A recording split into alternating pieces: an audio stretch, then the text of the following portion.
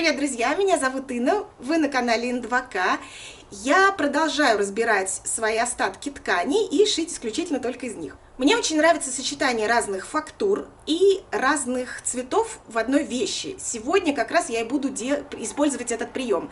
У меня есть шерсть, оставшаяся от рубашки, которую я шила шерстяную. У меня есть кожа, из которой я тоже там какую-то рубашку шила. Я сейчас все это вместе соединю. Еще у меня будет декоративная молния и карманы сбоку. Поэтому сейчас я вам покажу, как я буду шить мини-юбку. Поехали! Итак, для пошива юбки мне понадобится выкройка. Я возьму выкройку обычной прямой юбки-карандаш и немного ее изменю. У меня будет мини, поэтому убираю длину. Я хочу юбку трапецию, поэтому на выкройке от выточки рисую линии до низа. Разрезаю выкройку по этим линиям и закрываю выточки вот таким вот образом, получая расширение внизу. У меня осталась выточка только на заднем полотнище, две другие я закрыла. Кожа и шерсть отлично сочетаются. И мне этих остатков как раз хватит для того, чтобы сшить юбку. Переношу выкройку на ткани, здесь осталось еще пара штрихов.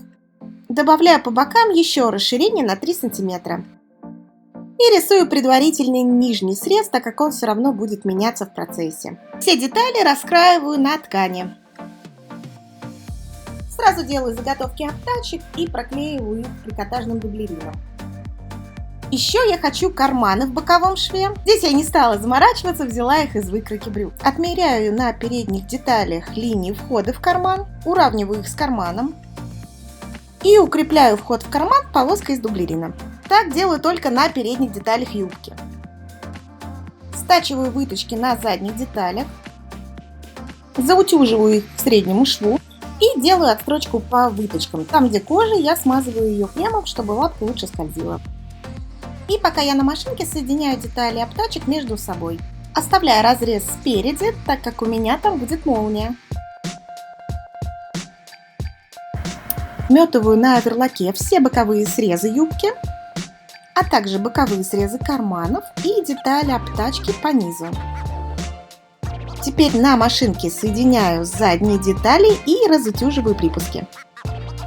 Спереди у меня будет молния, поэтому надо ее пришить.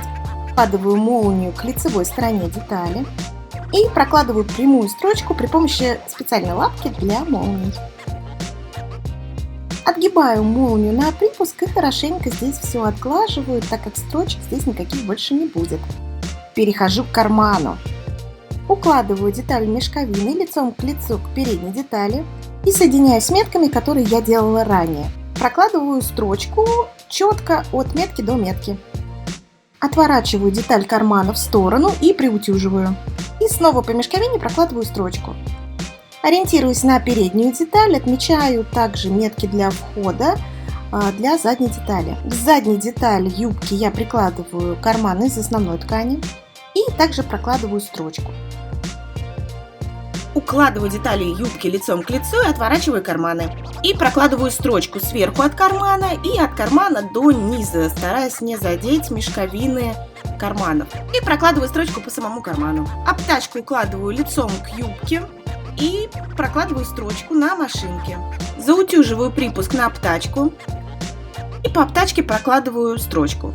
Отворачиваю обтачку на юбку и прокладываю строчку впритык к молнии. И затем выворачиваю все на лицевую сторону. Верхний срез обработан, остался только низ. Срезаю всю ненужную длину снизу и обрабатываю шов на оверлоке. Готово! Вот и юбка. Остался только последний штрих, это низ.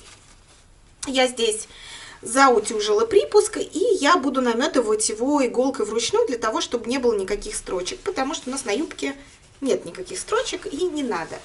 Вот, я попробую сейчас показать вам, как это смотрится на человеке, но мне юбка нравится, вообще она такая достаточно прикольная, по-моему, получилась, поэтому... еще тем более у меня рубашка же есть из такой ткани. Сейчас я как раз все это и попробую вместе соединить. Я надеюсь, вам понравился выпуск, и увидимся с вами в следующих выпусках. Пока!